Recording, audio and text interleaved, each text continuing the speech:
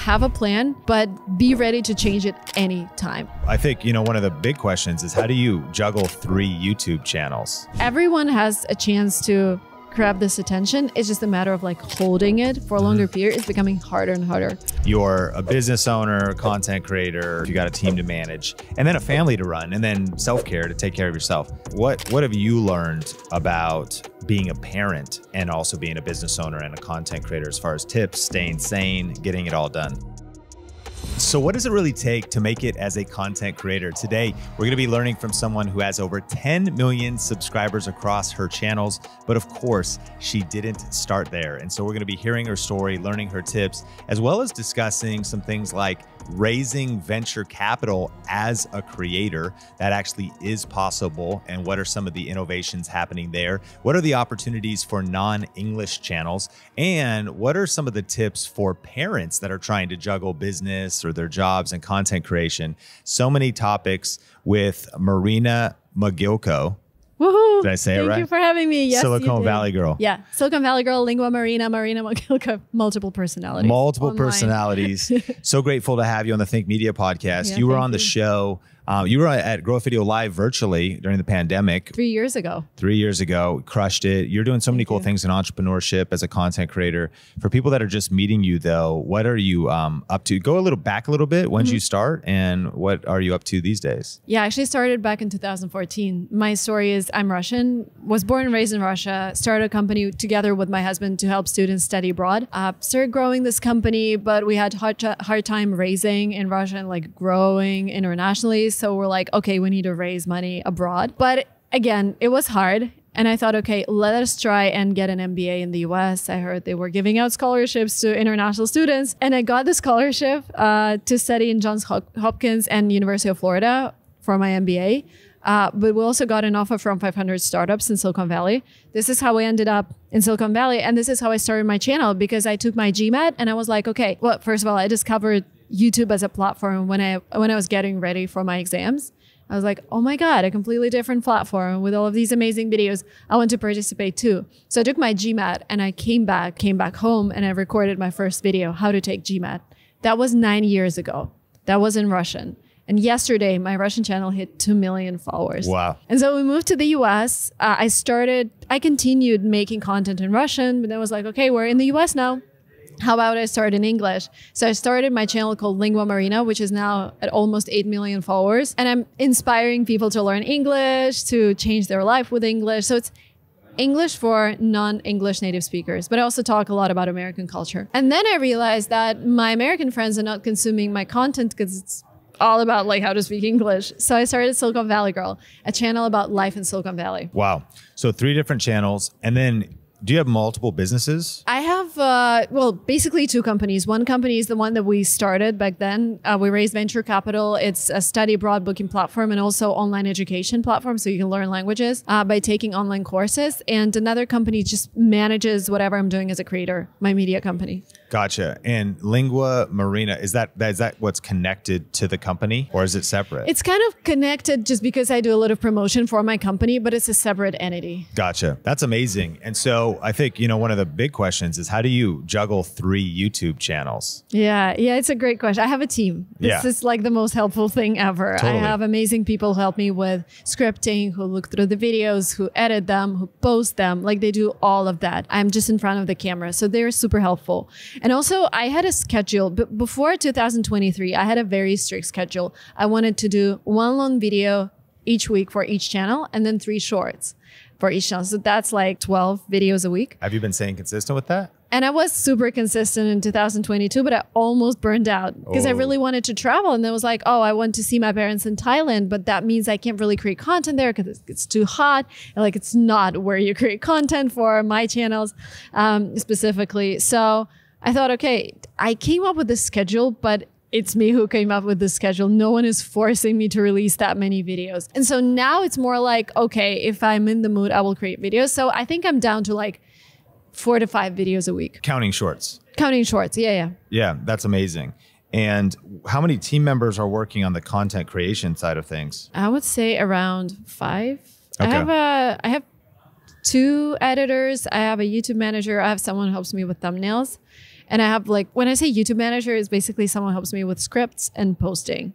And I have like a substitute YouTube manager. But I also have a team who works on my courses and a team who works on my brand deals. Yeah. Okay, I need to probably count them. So all together, there are 35. I don't like it. Like we're gonna 35 people. Yeah, we're gonna see how we can optimize things because, you know, when I was running LinguaTrip, it was like over 60 people, like our language learning company. And I realized I can't do it because I'm not the best manager in the world. Yeah. I freak out when people are unhappy.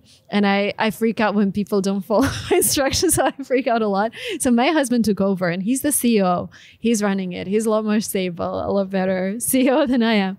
But now the same thing is happening with my personal team. I'm like, I want this person, that person. Now there are too many people. I think. Yeah. Wow. That's quite the empire. And I'm curious some of the lessons you've learned from successful YouTube videos that you've posted. You've posted a lot of videos, so some do better than others. And probably for a portion of our audience, your English channel, Silicon Valley Girl, is probably one of the most relevant channels to learn from. What are some of the lessons you've learned from your most viral videos? Your top viewed video of all time is on profitable business ideas. It got 3.3 million views. But my most popular video, most watched video is my short about washing a car in California. How much it costs to wash a Tesla in California. 42 million views. I did not expect this. And this is what you learn from these videos. Like you don't expect with shorts, things can go wild. That was like a mini vlog. It was my first time washing a Tesla and I was trying to figure out where's this neutral mode, because if you've driven Tesla, it's like it goes either up or down, and neutral is a small button on the screen somewhere. And I was like, oh my God, how do I wash my car? So, and people were laughing at me basically. So one of the things is shorts. You've been finding the most views with shorts, and it's a vlog. You filmed it and kind of edited it later, structured it, not just to throw it out there, but you really... I would create B-roll when I'm on set or like in the wild, and then I will come back home and make a mini vlog out of it with a voiceover. Gotcha. Okay. How about long form? And that's what I was looking at with some of your long forms. What are some of the lessons you learned from, you know, most profitable business ideas? I noticed you turned this into a series. Have you found? Yeah, because it was performing so well. But again, it's like, it's so weird with YouTube. 5 years ago, everyone was making those videos, like business ideas or like productivity videos, and they were booming. These days, it's something different. I think people are already fed up with those videos. So I made that video. I don't even remember what inspired me. I was just, because I live in Silicon Valley, I see so many people trying so many different things. And because we moved to the US and I had experience living in Europe, you know, just experiencing different cultures, I really wanted the best things to be in the US as well. Like, I think one of the ideas there was, how do we make healthy food outside San Francisco and LA? Because when you're driving from San Francisco to LA, like gas station food is, oh my God, you can't really eat it. It's not healthy. And so I was like, let's create a vending machine with organic farmers. And I think they appear like 5 years later, I see them in the airport. So it was just like, I want to inspire people to do something that I miss in the US.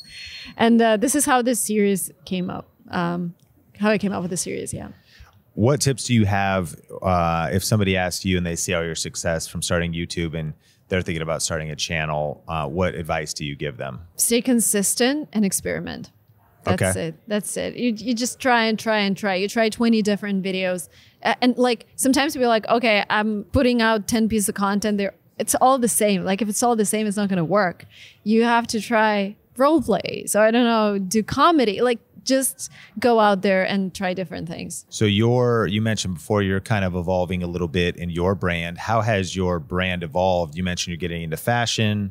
And so what is kind of your thinking there and what it means to reinvent yourself or evolve as a creator? Yeah, so because I raised a venture round as a creator, so investors, when they invest in creators or startups, anything, they're betting that they're going to invest in 10 creators and one of them is going to become the Jeff Bezos of creators. So what is Jeff Bezos of creators? Like, who is that person? And when I think about it, these are people who are getting big contracts, right? Who are making like tens of millions of dollars, but not just because they're posting content. Like you can't get to the list celebrity level just as a content creator. You need to be a media person. Like I was on the panel with Patrick Starr yesterday, and he said he got 400 million views on his YouTube channel. And at the same time, he sells millions of items of his makeup at Sephora. I have 2 billion views on my channels, but I don't sell that. Like, this is not what I'm doing business wise. Like, and if I go to Sephora, I would probably fail right now. So being a media person and being a creator are two different things. And this is what I'm trying to figure out next. How do you go from just being a creator when everything that you do just depends on you making content versus how do I become this whatever you call it, media person, where companies create content about you because you're exciting, you're interesting, they want to see you. So Patrick has a really bright personality. I'm trying to figure out what is that for me. How are you incorporating some of that new content? Is it going into some of your videos? What channel is that going on? Or is it also other platforms? Are you embracing other platforms? It's going everywhere. It's just I am shifting, like with education or business, I think the maximum number of views you can get like consistently, like 1 million, is really good. Yeah. People who are in entertainment or like lifestyle, they get 10 million views consistently, 20 million views consistently. So I'm trying to, even like for educational stuff, I just recorded a collab with Leo Gonzalez. Do you know he's like one of my favorite creators right now. He's so fun. So we did like basic English versus American English. I say a phrase, he says a phrase. So it's fun. It's not like I'm teaching something like grammar. It's just fun to watch for everyone.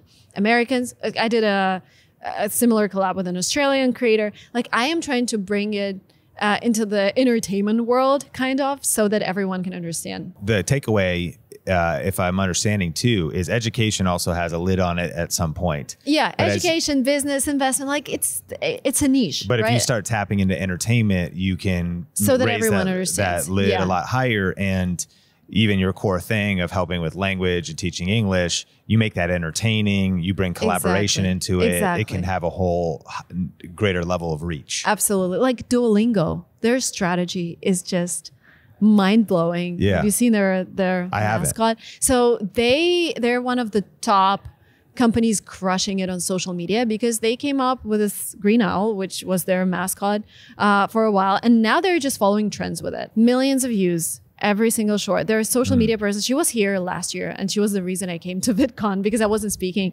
last year. And she's like 23, 24.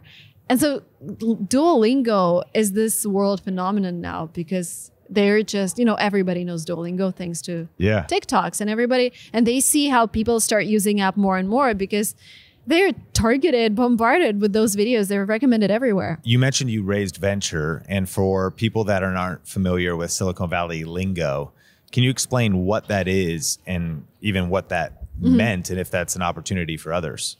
Yeah, so it's definitely an opportunity for others. I met a couple more people who are raised from the same venture company. It's called Slow Ventures. They are investing in creators. And again, they're betting that out of 10 creators, some will become huge. And I like that it's very Silicon Valley style. And what I mean by that is that they give me capital. Like when I was talking to them, they're like, we have no control over your content. You can do whatever you want. If you decide to stop tomorrow, there's nothing we can do about it. Like it's up to you. So I have all the freedom in the world to do whatever I want with the money, to do whatever I want with my content. They will never come and say like, hey, Marina, stop posting this. This is inappropriate, whatever. Like there's no say, but they're actually super helpful. Whenever like I have anything, I just go and ask. So this is the Silicon Valley style of investing at early stage. They give you a lot of freedom and you do whatever you feel is best for your career. Yeah. Wow. And if so that's a company they could look up. Would you encourage people to Google it, collaborate, network if they wanted to explore this? Absolutely. Slow Ventures. And I think they have a newsletter for creators called Slow Upload. So subscribe. And yeah, I feel like this is like, I would personally invest in the current batch of like Stanford graduates. Like investing in people is this new concept, which totally makes sense because we invest, especially early stage investing, we do not invest in a company. We invest in the founder who we think is going to take this to the next level. So why not invest them? And then is that ultimately for a portion of the IP, the intellectual property, for a portion of ownership in your brand for a period of time? Yeah, indefinitely? Yeah, it's like a revenue share agreement for a period of time. Profit sharing agreement. Yeah. You have 3 channels and one is in English. You have basically kind of a vlog lifestyle channel in Russian. It just crossed 2 million subscribers. A lot of people do ask, okay, if I'm bilingual, or what language should I do on my videos? And should I upload 2 different languages? Should I upload 2 different languages on the same channel? No. No, no, never, never, never. Separate them. And yes, please embrace all of your languages, all of your backgrounds, because it's just amazing how like it's different. My Russian audience, they are so attached to me kind of because I've been vlogging for 9 years. Yeah. And a lot of them grew up with me. And I also feel like if you're in the US, a lot of countries in the world look up to the US and they want to know what it's like to be here. So yeah, I know a lot of creators who vlog in like English and Japanese, English and Spanish. If they vlog in both though, are you saying they upload it on the same channel? No. 2 separate channels. So they vlog twice? You do. Yeah, this is what I do. So with shorts, it's a lot easier because again, B-roll, and then I come back home, do separate voiceovers. And I also work with a startup called Olang. They do 5 more languages for me. They do Spanish, French, German, Portuguese, Arabic. With dubbing? With dubbing, yeah. They use AI. And is it your voice? No. It's Okay. a different voice. There's a different voice. Yeah. But so is it then generally the vlog is a voiceover model, which allows it as opposed to vlogging two camera? Yeah, if you vlog 2 camera, it's 2 separate takes in 2 languages, which I do all the time. Okay. And it's fine. Okay. It's just, it takes twice as long, but then you don't have to go back to the same like setting. Yeah. You just do the same thing. Okay. So the reason, number one, the reason you don't want to do it is because you could confuse the algorithm, right? And if Confuse people. Like if I only speak English and you start uploading in Chinese, I will just skip. And then the algorithm learns that it's not the audience. So of course, so keep it focused on the channel. Now, if you wanted to do multiple channels, so you separate them, you're maybe just doing some clips throughout the day where you do 2 languages, but then knowing that other parts of it will just be, is it a lot of voiceover and B-roll typically in your vlogs? No, that's only for short. So my long video strategy is actually, so for Lingua Marina, I would just do long videos specifically for that channel because I only talk about that topic on that channel. Okay. Silicon Valley Girl, I would sometimes do the same vlogs as I do for my Russian channel, but again, they're slightly different. Okay. Because for example, my latest video is a Notion collab and they specifically wanted Silicon Valley Girl. So I just did a 15-minute video showing my templates. In English. And it's not going to go to my Russian channel. It's different content. I got it. What do you think is the opportunity for non-English speaking YouTube channels right now? Do you think there's a big global opportunity? Yeah, it's never been as easy as in 2023, just because you don't have to say anything. There are so many trends where you just do something and the music plays and that's it. You don't have to say a word in your language, which is Kabilame. Kabilame is the right way to pronounce the #1 TikToker. Yeah. Like he doesn't speak a word in English, but he's the face of Hugo Boss. He's the face of Binance US. He's he's everywhere. He's the face of Pepsi in LA, has a huge billboard, doesn't say a word in English in his videos. Wow. And with AI, and there's a lot of startups that are doing the dubbing, that are dubbing channels. Yeah. And I did hear about some that actually will AI your voice. Yeah. So it is actually your voice is happening speaking already. to different languages. Yeah. Which is just super wild. What about in general? Some people think, okay, you've been doing this since 2014? Yeah. And now it's 2023. People go, oh, it's so crowded. Do you think it's too late to start YouTube? I don't think so. I think it's just the concept of a creator is changing. Like 20 years ago, we have Oprah. We had like all of these people who we know today as well, who are huge celebrities. I think this opportunity is now almost gone because there's so much content. There are so many people. So it's going to be harder and harder to become that one big celebrity who's famous for the next generation.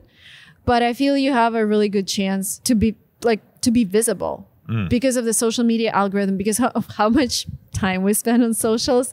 So everyone has a chance to grab this attention. It's just a matter of like holding it for a longer period. It's becoming harder and harder. One of the quotes I heard in the industry session that we're living in a world where everybody's going to be famous, but nobody's going to know who anybody is. Exactly. Like small niches, niche superstars, etc. Yeah. Which is, it's okay. Which is kind of which the opportunity becomes, it's the practical. We talk about it a lot where not everyone's going to be a YouTube millionaire, but the practicality of earning $50,000 a year on the side or replacing your other job in some way is practical. If Absolutely. It's a particular niche you pick, the way you position. And I think about, I mean, it is kind of wild. We have Mary's Nest was just here. when I spoke at VidCon, and it was the first time we met. She's 60 was when she started YouTube. She had never posted. She just turned 65. She does cooking videos. She's about to hit 1 million subscribers. Now, if you follow her, you'd recognize her, but most people would never recognize her in public. You could be followed by 1 million people. Yeah. But you're not But also maybe famous. she's maybe her followers are in a different country. This is what sometimes happens. People are like, oh, I have 10 million views, but no one is approaching me in the street, and then they go to Dubai and they can't walk. Sure. This is also like this phenomenon because you can be anywhere. That's true. It's a global audience. Yeah. Yeah.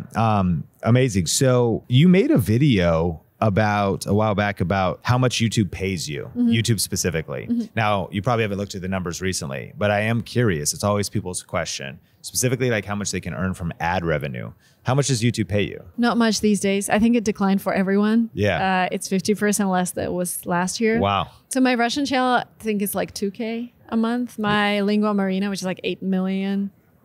So maybe 9K, 9 to 12K, depending.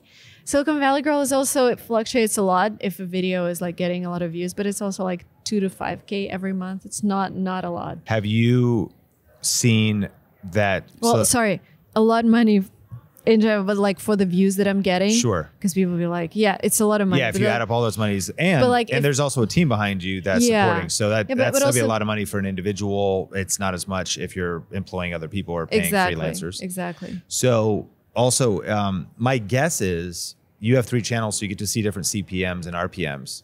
My guess is that Silicon Valley Girl would be the highest. The highest. Because of the type of people who watch it, and you talk about things like Tesla, which attracts the Tesla audience. Well, that was a short, so it doesn't really matter. But yeah, it typically has a higher CPM. If they're in the US and maybe the age and economics of the viewers, is that affect? You think that affects? It does, your CPM? of course. I think the highest CPM I've seen was on that channel, and it was $72 for a video for 1,000 views. Wow. So it was a video. What was the topic? I think it was something how to create a website. Something like very specific, very niche. Yeah. And a lot of people from Australia were watching, and Australia is like, my dear Australians, thank you for watching. That is that is amazing. Are you active on TikTok? Yes. What is your thought of TikTok versus YouTube? I think TikTok is your shot at becoming a celebrity. Like if you're top 1%, then you're Khaby Lame, Charlie D'Amelio. But if you're average TikToker like I am, there is nothing, like I don't really make money there. They pay like $1 a day. I don't really get super fans. They're like subscribers who are in love with my content. They just scroll through my content. Sometimes the video goes viral, sometimes it doesn't. So I don't have the sense of community there. But this is my experience. Maybe because, I'm always like posting about different things, but I feel like my YouTube subscribers are a lot more loyal to my content. Well, knowing everything you know now, let's say all 10 million across 3 channels and all your other accounts all went to 0, but you had all the skills and all the knowledge that you have. What would be your approach to starting as a content creator from scratch? What platform, or what would you do first? Shorts and Reels. Okay. Why? Well, because it's pretty much the same. If content goes viral on YouTube, probably will go viral on Instagram. Slightly different. So Instagram prefers shorter videos, 8 to 10 seconds, very visual. YouTube is still, the sweet spot would be like 50 to 60 second clips. But I feel like they're also trying to make people create shorter videos so that, it's easier to start posting. So I will totally do these 2 platforms. Because Instagram, because you have stories, and stories is this great way to see you in real time. Again, deeper connection.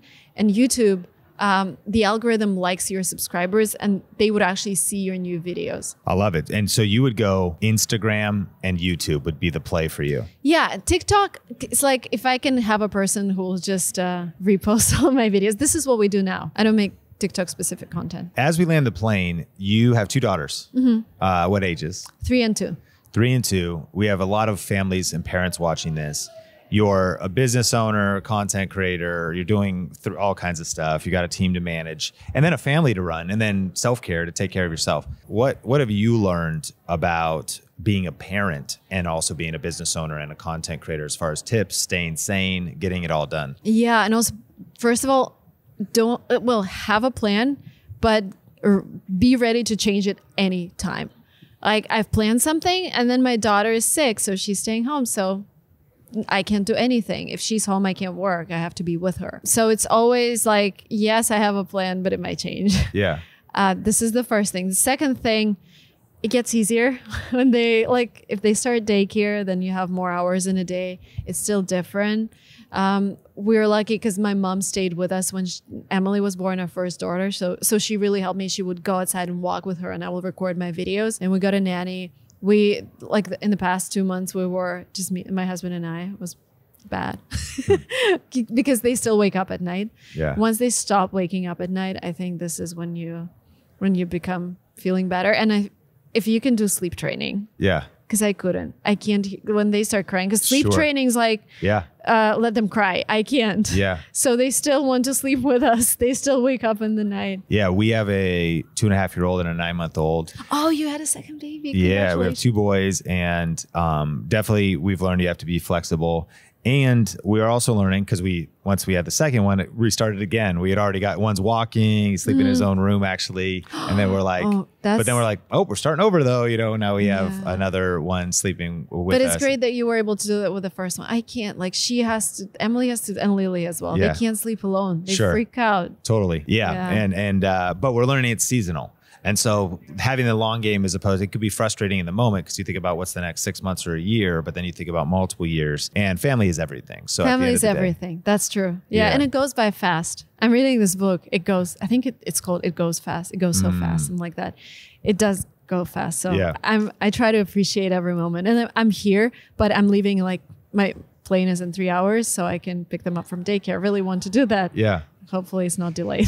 Yeah. Well, so grateful for you, and just want to acknowledge you. Thanks for adding so much value to so many people and taking time to be on the podcast. Of course, if people want to check you out, do a roll call of your stuff or anything you're working on, and we'll link it up in the show notes. And follow me on Instagram. I think Instagram is like me every day in real time. Yeah. And then of course on Instagram, you let people know about stuff you're doing. Of course. Yeah. Your stories. New video coming out, everything. Yeah. Amazing. And so shout that out. Where is that? What are your Instagram handle? Lingua Marina. Amazing. Thank you so much for coming on the Think Media podcast. Thank you so much for having me. And subscribe if you're not subscribed, share it out, smash like if you're on YouTube, rate and review if you're on audio. Talk soon. Peace.